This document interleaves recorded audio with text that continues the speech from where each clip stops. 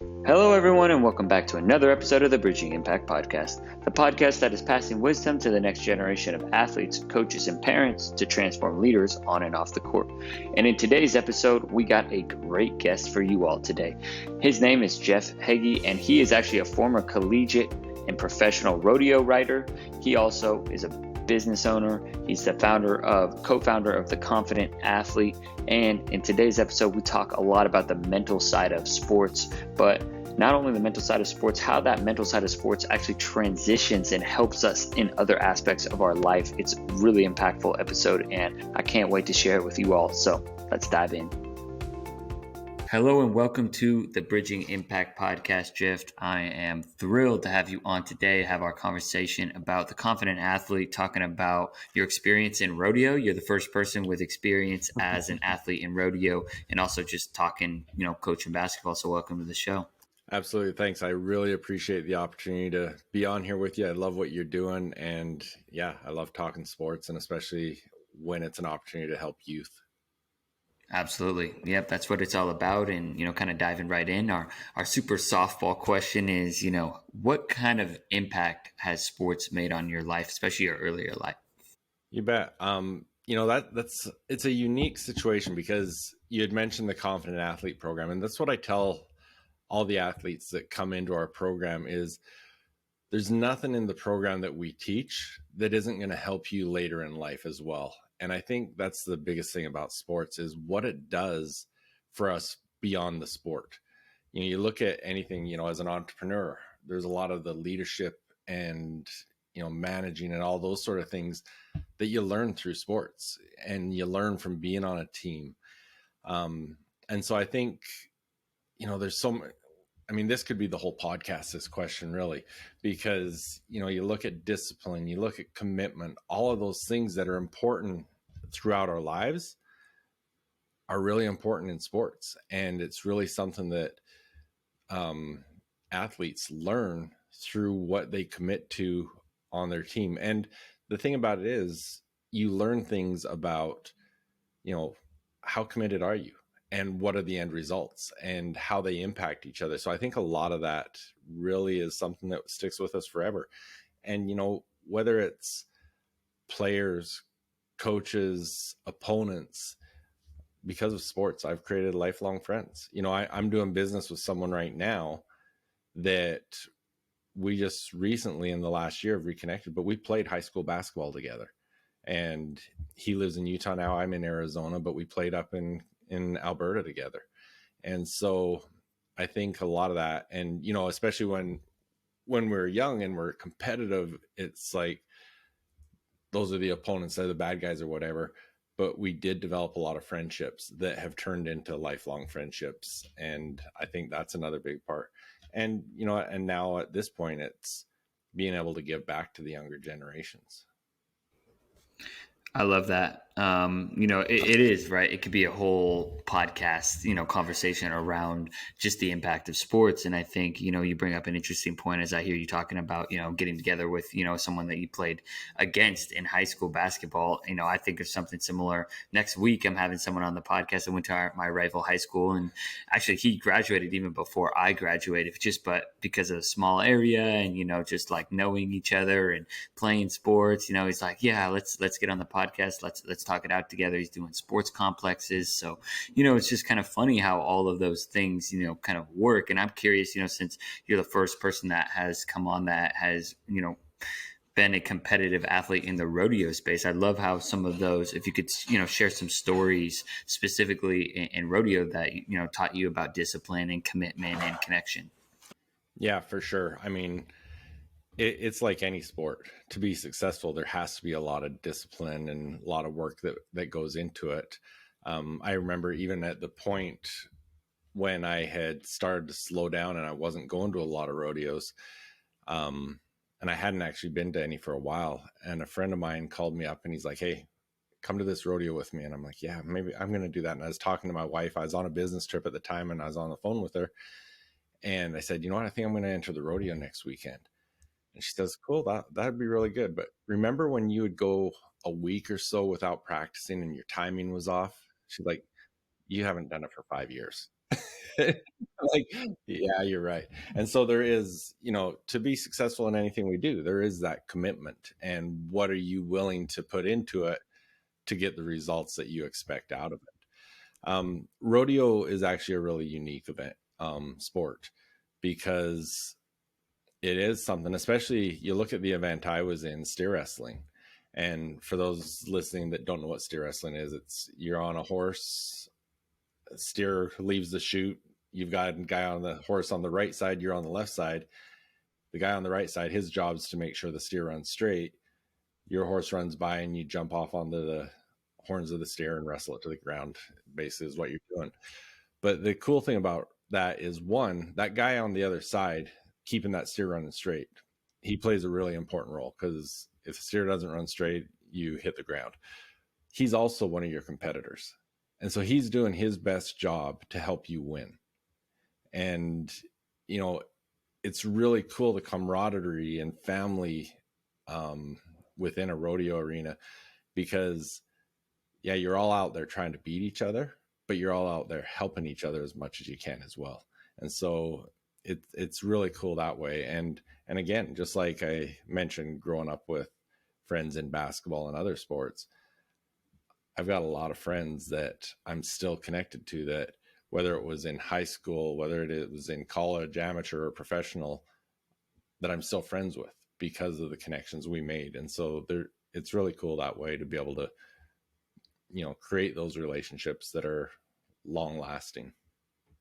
Yeah, absolutely, and that's really interesting because I don't know that much about steer wrestling, to be honest. Maybe seen it a couple of times on ESPN and TV, and it looks, that's a true action sport. Like that takes a lot of, kind of guts, so to speak, and obviously, I didn't know that it was kind of, you're competing with them, but at the same time you're kind of helping people out. And I think this is kind of remind me of a previous conversation I had a while ago on the podcast. Her name's Elisa O'Mara, and that, like she's talking about basketball, right? And you kind of brought this up earlier, that it's like so much bigger than just wins and losses. It's about, kind of connecting with other coaches and sharing ideas. And after reading Pat Summitt's autobiography, she would actually, she didn't always hang out with like Gino Ariema, but other, coaches that are in, the women's college basketball coaching space, and just hanging out and talking about life other than basketball too. And, Yeah. you mentioned some of these connections that you've made, and I know that you've had, kind of a life outside of sports as well. What can you like dive a little bit more into, some of these connections that you've made through rodeo or basketball that have helped you in other avenues of your life? Yeah, absolutely. I mean, even, I had a manufacturing company that we manufactured and sold product through Canada and the US. And it was even cool there, that connecting with people again, that, I rodeoed with you 10 years ago and I knew you were doing this. And so I wanted to support your company because I needed product or whatever. So it's cool to be able to do that. But there's also, I mean, like I said, so Travis, the guy I grew up playing basketball with up in Canada, we've recently reconnected and now we're working together, doing business together. In fact, next week we're going to be in Wichita going through some real estate deals that we're doing. And so it's really an opportunity to continue those relationships into different spheres, into business, into things outside of the sports. And, there's a lot of people that I've either played with or rodeoed with that are also coaching. And so that's always been a cool opportunity to network with them and see what they're doing and help each other. I mean, it's the whole, you don't know what you don't know. And so you're always looking to learn from one another. And so when you have those relationships, and a cool part now is, even with the Confident Athlete program, I'm having the opportunity now with some athletes that are in there, that are in rodeo, that they're in there because their parents used to rodeo with me.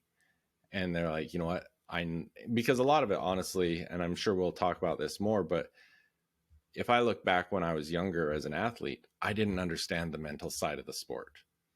And so now they're looking at it saying, you know what? I didn't either, but my kid needs this. And so to be able to work with the athletes of people that I used to compete with has been pretty cool. Let's dive right into the mental side of the sport. Like talking about, what you didn't know. What are some of the things that you could go back, if you could go back in time, what would be the top three, action items that you would, work on specifically if you knew what you do now when you were a rodeo athlete? So, well, it's basically what in the Confident Athlete program, what we call our success path. And, my partner in that program, Tammy Matheny, has written a book called The Confident Athlete that basically is the outline of a lot of what's in the success path. And there's a lot of those things, I remember. So a lot of what I did through, in fact, all my sports, I was always following in my older brother's footsteps. I wanted to do what he was doing and stuff. And so that's why, I wanted to be a basketball player like him. I wanted to follow his footsteps in rodeo and stuff. I remember at one time he gave me an article, and, it was a long time ago. And it talked about visualization. That was the first time I was ever kind of introduced to the mental side of things. And it was something that I used consistently when I rodeoed. Before every time I competed, I would go through these visualization practices.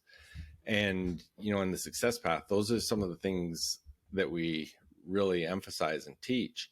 And I think these are the things that would have been more useful to me to know back then, was more of the details on how to use visualization properly, but how impactful and the influence it has to look at things like your self-talk, your body language, preparation. Those are some of the key things that, when you look at sports, most of the time you're just looking at what are the physical things I need to do? How do I prepare myself physically to compete at my best? Which is important, but the mental game is just as important. And so I think that's really where I lacked when I was younger, is developing some of those mental strengths, whether it was learning the power of self-talk, learning the power of visualization, body language, because it all impacts you more than you realize. Absolutely. And as a coach, I'm guessing, and one of, our missions here is to, kind of help pass this on, and, coaches, they may hear about it. They're like, mental training, right? Like, I know it's important, but how do I do it? And before we talk about like how the positive self-talk and kind of a lot of the exercises, I would love to learn a little bit more about how you have come to kind of, accept, because I feel like the mental side of athletics is, it's been there for a while, but like it's kind of getting hotter, right? And how did you find out about it, and how did you implement, kind of the mental side of the game when you were coaching basketball? Well, even as a coach, it took me a long time before I really started to learn more and more about it. And even, when I think of this, one of the things I didn't know how to properly deal with as a coach was my players that dealt with their own personal mental health issues. I was more of the coach that, suck it up, get on the line, let's run it out of you. and I didn't know how to deal with some of those things. And so the whole mental game, including mental health, kind of came together. It was actually because of business. Through business and my business coaching, I was working a lot on mindset, and I was really studying, to begin with, just growth mindset, fixed mindset, and really looking at that and thinking, this is this is what I'm researching and learning about all this for business, but this is exactly what my athletes need. And so started to implement those things. And I was fortunate enough to get introduced to some really amazing people, including Tammy Matheny, who just encouraged me to continue to learn more and more about it. And, some of it, as an athlete, there's certain things that, even you might not understand the whole process of self-talk. When you're talking negatively to yourself, that it's not a good thing, right? And even with my athletes, I'd created different things that we did, when they missed a shot or something that was really impactful, and rather than hang their head, I used, I had one girl that I wanted her to do something physical. She would touch her left shoulder. I had my daughter, I had something written on the toe of her shoe. So if she ever hung her head, she saw that and clicked her out of it. But it was starting to learn how to purposely implement these things that started to really come into play, and started seeing some really cool results with the athletes I was working with, which turned into, well, first of all, a great relationship with Tammy, but then I created a program and started working with athletes, which eventually came into Tammy and I working together in the program. And, the cool thing is, like I said earlier, you don't know what you don't know. So even though I've been a professional athlete as in rodeo, and I've coached for 20 years, and, I've been studying this for so long and teaching my athletes, I learn from Tammy every day. And so it's a continual learning process for all of us. 100%. And I'd love to kind of dive in right there. And how has, a growth mindset and always wanting to and continuing to learn, like, helped you kind of, further your career? Cause I know you've had, kind of different avenues and sections of life, between business, between, being a professional in rodeo, between coaching, and obviously, parenting's probably a whole nother lane. But by what does being a lifelong learner really like mean to you, and how do you kind of like try and have that mindset every single day? It's interesting too, because, for anyone watching this on video, you can see my library behind me. I've always been a lifelong learner. I love to study. I love to learn. And I think one of the big things about it is not only learning it, but learning how to implement what you learn. Because I remember, you look at growth mindset, fixed mindset, and you can teach it all you want, but until you're in a position to actually execute on those things and implement them in your life, you don't know how you're going to actually respond or react to it. And for an example, through COVID, I had a business that I had had for 16 years turned into a really big failure on me. We had to shut it down, and it was really hard. And as we talk about, your self-talk and stuff like that, and when you recognize the self-talk, you've got the negative self-talk, you've got to replace it with positive. In theory, that's really easy to do. But when you're dealing with, my business failed, what am I going to do with my employees, investors, all these things, it's really easy to just throw it out the window and say, okay, yeah, that's all nice, but I can't change that right now. Right.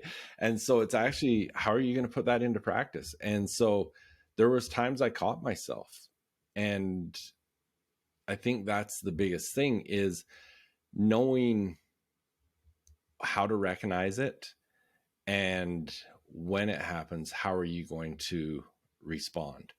Because it's in fact, just to give you an example, I had a basketball player that I was working with, and we talked a lot about the negative self-talk and how you fix it and stuff. And the biggest aha he got back on a call with me after a tournament. He's like, I never thought I had an issue with this, but now I recognize it. I missed a shot and I recognize that I had these negative things going through my mind. And so it's not saying you're never going to have these negative thoughts. It's when they happen, what are you going to do? And so yeah, I had taught that a lot. I had coached a lot on it, but until I was in the situation myself, I didn't know how I was going to react or respond to it. And so it's, the learning is important, but you've got to also understand, okay, when I'm in that situation, how am I going to react or respond? Because that's all that really matters. And so that's where the education comes in handy, because if you don't even know, if you've never even addressed it, you've never even talked about negative self-talk or body language or something, you're not going to know any different.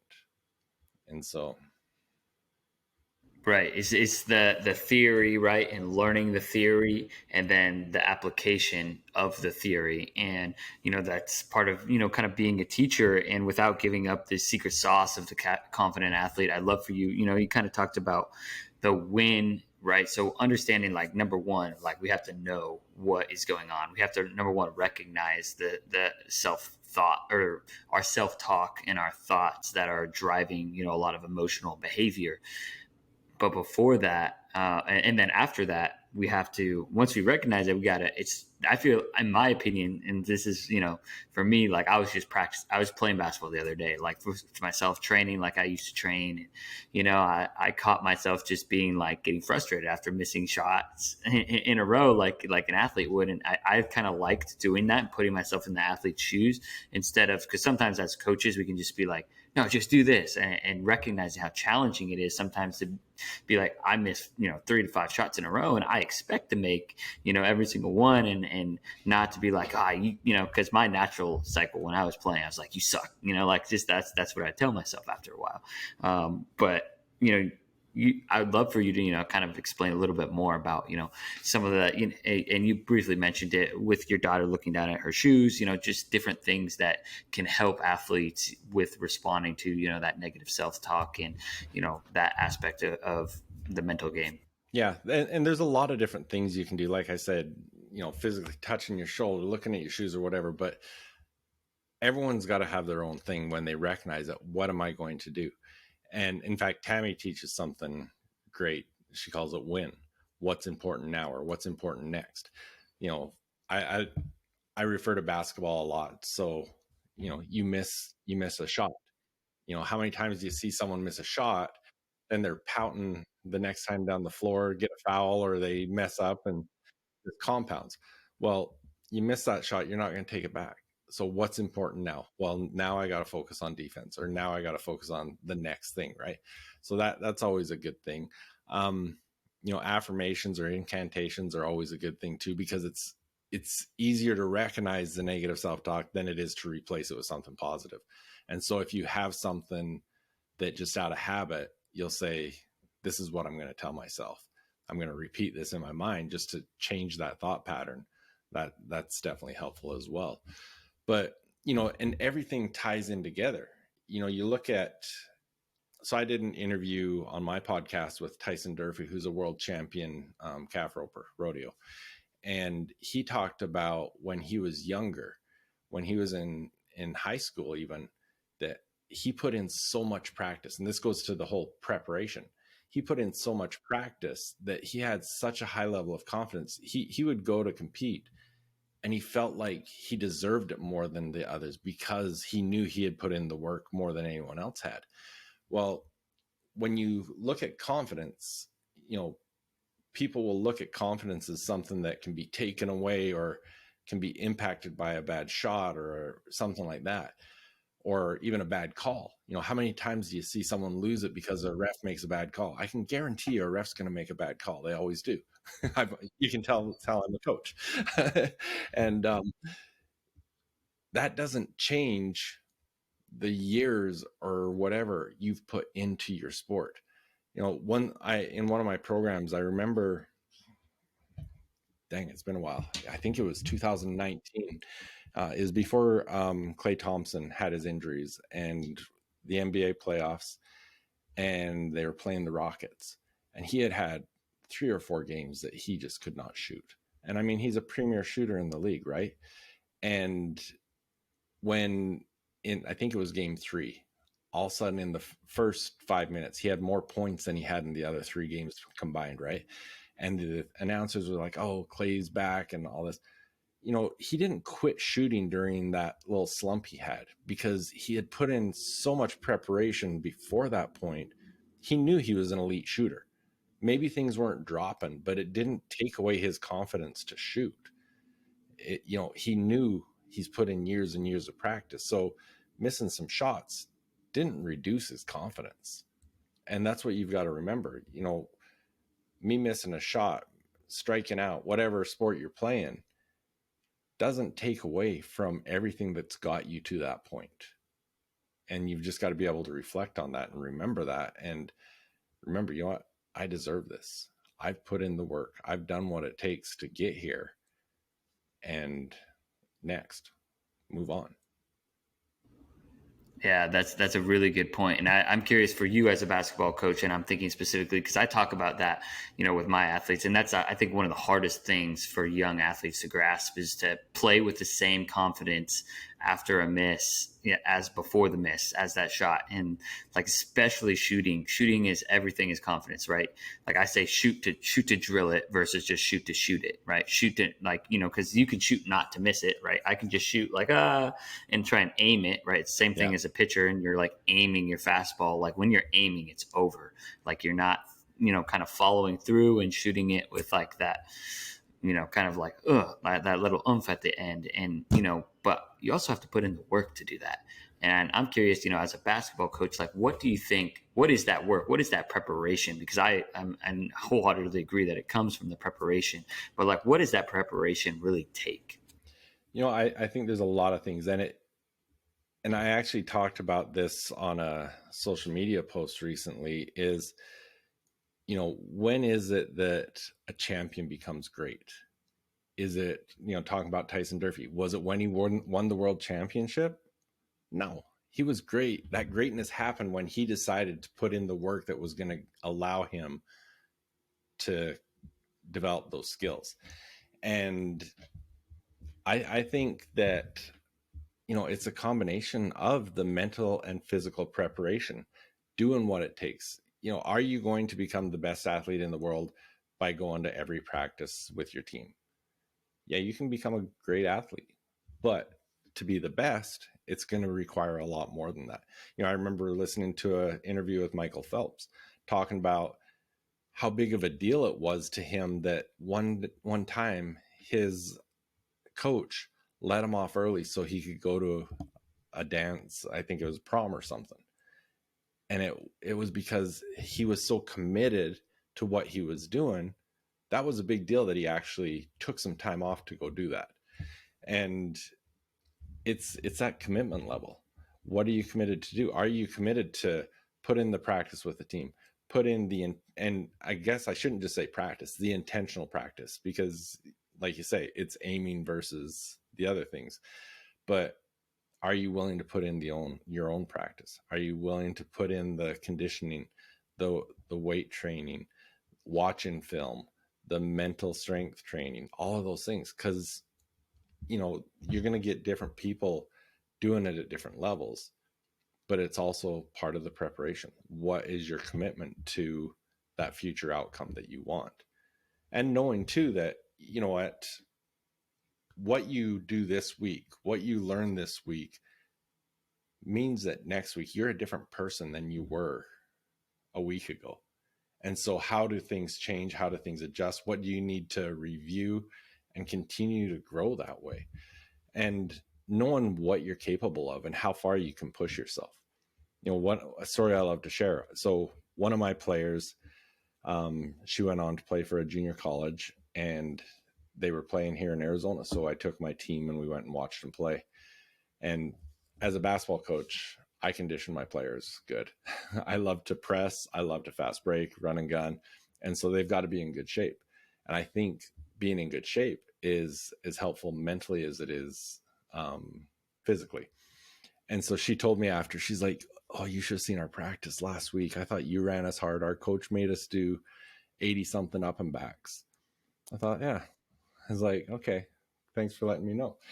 In our next practice, we got warmed up and stuff. And I would just stop every once in a while. I was like, okay, everyone on the line, 5 up and backs. Then we get back into practice. And I'd say, okay, 3 up and backs, 6 up and backs, whatever it was, and just kept doing that. And at the end, and it was always, that our teams were always good at encouraging each other. The slower ones, everyone's pushing them to keep going, that sort of stuff. The ones that are always at the front are always who can be first and second and stuff. So they went hard the whole practice. Anyways, at the end of practice, we were huddled up, and I said, "Hey, how many up and backs do you guys think we did?" And they were all throwing out numbers. "Oh, we did a lot that practice." I said, "You did 101. They're like, "You were keeping track?" I was like, "Yeah, I knew we were doing 101 before you got here. But if I would have told you at the first of practice, we're going to do 101 up and backs, how many would have had injuries? I can't run today. I can't do that." Or, all those things. But it was the whole, and that part wasn't for the conditioning, which they thought it was for. It was for, I can do hard things. I got through that. So when you're sitting in the fourth quarter, sitting at the foul line, and you look around and your opponent is their tongues hanging on the ground, and you've still got some gas in the tank. Mentally, you've got them. And even now, I'll see some of my old athletes that I did that with. They'll be like, remember that time you made us do 101 up and backs? I mean, they're proud of what they did. Like I said, before practice, if I would have told them that, they would have been like, no way, we're not doing this. We don't want to do this. But now they look back, we did something hard, and we did, we pushed ourselves the whole time. So I think through preparation, all of those things is how you develop your mental game. Yeah, that's a really good point. And I think conditioning is one of the most overlooked aspects of training when I think athletes think about training for their sport specific, right? And I remember, I made sure, because I got cut from the varsity team my junior year, and I made sure that when I came in my senior year, I was going to be in the best shape, and there was no ifs, ands, or buts about it. And I was, and that's one of the reasons I made the team. Was not the most talented, but obviously I showed that I put in the work, and I think it's really important to do the little things right. Like everyone wants to work on their shooting and get better in that way, but when high school season comes around, so whenever tryouts are you really putting in the extra conditioning work that month or two before, that really is going to separate you and really is going to, because I'm definitely, like, I think we probably share similar basketball philosophies. I'm a newer coach, so I'm just kind of learning the power of the press, because I'm kind of shifting from the player coach perspective, learning the X's and O's, and, just becoming a tougher team in general. Like you have to be, especially, and in LA, it's super competitive, right? And I remember, you told me that you were taking your daughter to a team in Southern California. I'm sure was super competitive, so she had to continue to put in her work. And I'd argue now that sports are more competitive than ever because there are trainers, there is more access to information, but like I saw an Instagram post, there's a huge line for people that want to be successful, right? But there's no one in line for people that want to work to be successful. Right. And I've seen that post. I think there should be one more line. There's that huge line that want to do it. There's a huge line that are putting in the work, but there's that other line that are putting in the intentional work, because there's a lot of athletes that they put in the hours. They're in the gym doing their thing that is away on their own time. But what are they doing? Because there's a difference between going in and shooting for an hour and going in with the Mamba mentality where you're going 100% and really putting in the drills that are going to make you better. Right. How are you doing it? How are you doing those drills? And I'd love for you to explain, while we're talking about the how, like how the confident athlete works. And for those, parents, coaches, athletes that are listening, what do you think they would get out of it? I know you touched a little bit on it as well, but if you can expand more, because I think it's just a great opportunity for athletes to gain that mental edge that it really requires to separate yourself, especially if you're kind of on the bubble. Yeah, for sure. So with the Confident Athlete program, what it is, originally it was completely self-directed. You get in the program and you go through it at your own pace or whatever.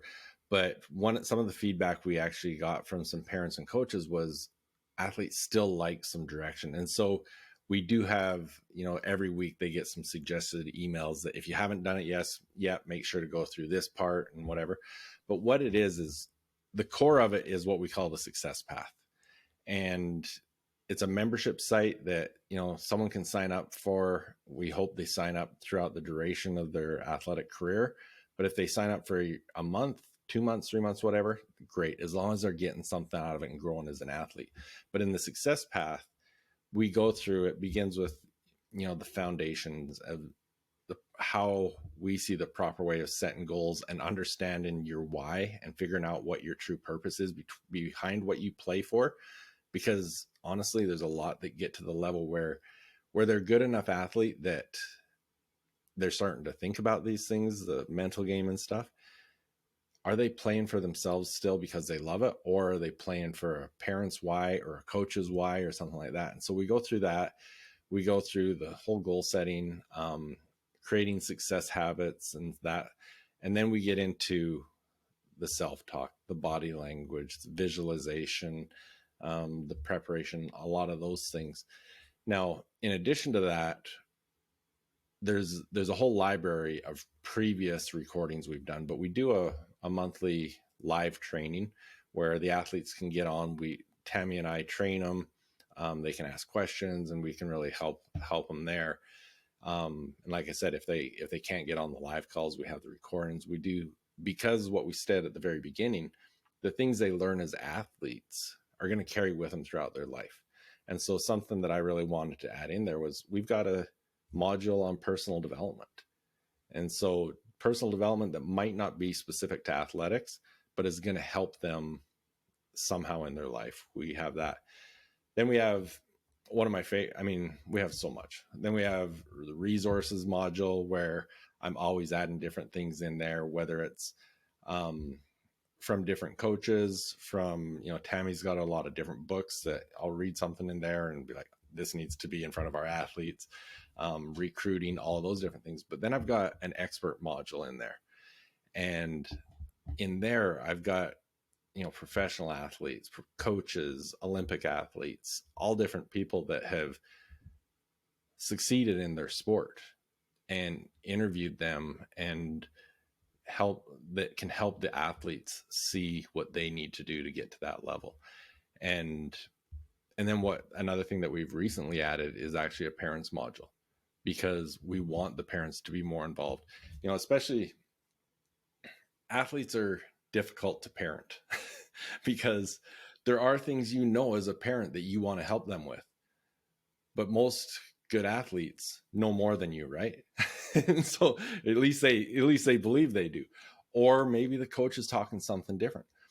The thing we like about this, so I encourage my parents, if your athlete's going to the success module, go through it with them, go through the success path, listen to it, so that you can have conversations with your athlete speaking the same terms, the same language. But in the expert series, there's a lot in there. I'll tell, Todd Stottlemyre, multiple time World Series champion. We had a call with him just recently that was just outstanding. And I've told a number of parents, I'm like, go listen to that with your athlete, because you're going to have the most incredible conversations about them and their sport after listening to the things he talked about. And he talked a lot about, his dad, Todd Stottlemyre's dad, was a very renowned coach in Major League Baseball. And so, his dad's coaching for New York, he's playing for Toronto. And, he really talked a lot about the relationship with his dad and stuff like that. So it's really cool for parents to get involved that way. And there's just a ton of resources in there from these experts that have been there, that, like I said, the thing I love about it is when a parent can speak the same language with the athlete, and so they're on the same page. And I think it really brings them together and understand the goals they're trying to achieve. I love that. That's a great opportunity, for young athletes and parents as well. I think actually it's really important for coaches to bring parents in, and that's one of the things I'm hoping to do with the group trainings, instead of kind of keeping them arm's distance. Don't worry, I'm taking care of them. Kind of to bring everyone in together. Because it's a process. And I actually just recorded an episode today where I was just, parents are actually the most important, influences on kids, whether they know it or not, and whether their kids led on to it or not. Yeah. They may say like, Mom, Dad, I already know, but like subconsciously they are listening and they are being influenced by that. And so having those conversations together is really important. And kind of the last question I'll ask you is like, can you share any athlete stories that, have been impacted? You shared a little bit about, the basketball player talking about his tournament, but are there any other success stories that you'd like to share that have, really got something out of, the great resources you all provide? Yeah, it is really cool to start getting this feedback from these athletes. I had a college athlete she was going into her senior year, and she started going through the program during the summer before her senior year, and she got into basketball season, and she just made a comment that, what, I thought I had it all together. I thought I knew all these things, and understanding the whole mental game really changed my final season. It made me not only a better player, but a better teammate, better leader, and all these things. And the cool thing now is she's coaching now. To see her coach and let those things impact her players that she's coached, and has been pretty awesome. Another one is, we actually, in the expert module, we have a soccer player that Tammy had done some work with, and he shares a great story when he was playing university soccer on a visualization script that Tammy worked with him on, and how he tells the story of how, you think of some of these exercises and are they just fluff? Are they really worth it? And he says, we went through this, and it was literally, I would get into a game and it was exactly, I visualized everything, just flowed exactly. And I can share that too with the listeners. We share that visualization script that Tammy created. It's at confidentathleteprogram.com/visualization, and they can get that visualization script for free, but it's a really cool tool. That's awesome. I mean, that sounds like there's a ton of wonderful tools, and I've got the opportunity to kind of explore through it and listen to some conversations. And now I obviously have you and Tammy on the podcast, so it's definitely, you're friends of the show, as they like to say. And I really appreciate the work you all are doing for athletes, and, because at the end of the day, we want to transform leaders on and off the court, because at the end of the day, just like me and you, we're done with sports. We get to coach and we get to give it back now. And we want, like the athlete you just got the opportunity to work with, crush it in their senior season. And then, hey, go take up a coaching role, administration role, or even if they're not in sports, just go kind of ripple effect that impact. And we're going to definitely include an affiliate link below of how you can sign up to the Confident Athlete in the show description. But how else can parents find some of those resources like Tammy's book, or reach out and connect with you, and how can they find you online? Yeah, absolutely. If you go to jeffheggie.com, it's jeffheggie.com. It'll have the links to a lot of different resources and whatnot. And I do have a podcast that I've got a couple podcasts. The Jeff Heggie Show is where a lot of I don't share all my expert interviews on the podcast. Some of them are strictly just in the Confident Athlete program, but you can get some of them there. And then Jeff Heggie Daily Success Strategies. Well, I've got 800 there that you can go listen to. So you can go listen to those podcasts, and I share daily information. But social media wise, I'm on everything, but most active on Instagram, and that's Jeff Heggie Coaching. So awesome. Well, thank you so much for your time today, Jeff. I got a ton of notes, and I'm excited for our partnership, and hopefully, those parents, athletes that are listening, really give this some great consideration, because it's another level that you can unlock in your game. And just one thing, before we close this out, just in life right now, I'm working so much on my mindset and, controlling my thoughts that really, have to do with coaching, but just outside of coaching, that I find, a lot of what these topics are really help me in my day-to-day personal life. So even if it just helps them in the classroom or with friends, those are little bits of impact that can really make a difference. So thank you so much for your time today, Jeff. Absolutely. And you know what, you said it perfectly earlier. Sorry, I hope you don't mind me just taking a little bit more here. Yeah, keep going. Let's go. You just were talking about, when they move on to the other things. And one of the things you got to remember is, in the moment, for a lot of these kids, whether it's high school volleyball, basketball, whatever it is, it's the most important thing to them right now. Maybe they'll never play after high school. Maybe they'll go on to play college, Division I, JUCO, whatever it might be. But this is a big time in their life, and you want to help them maximize it, because it's, I've got a nephew that lived with me, played high school football, that is now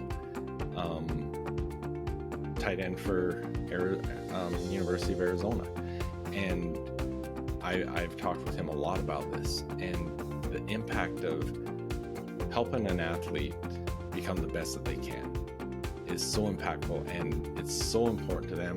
During COVID, there is so much that basically we were told that's not important anymore. You know what? It was.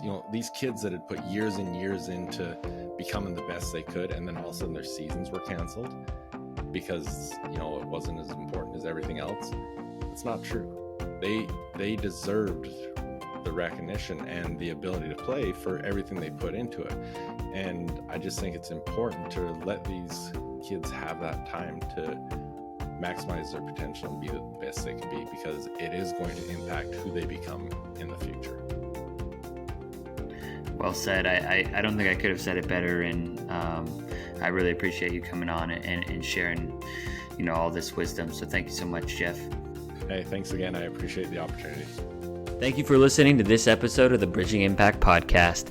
We'd love it if you would like, subscribe, leave a comment and a review on whatever platform you're on. It's the best way to help us grow. We appreciate you for doing that. We'll shout you out on social media. I'd also love if you connected with me on social media.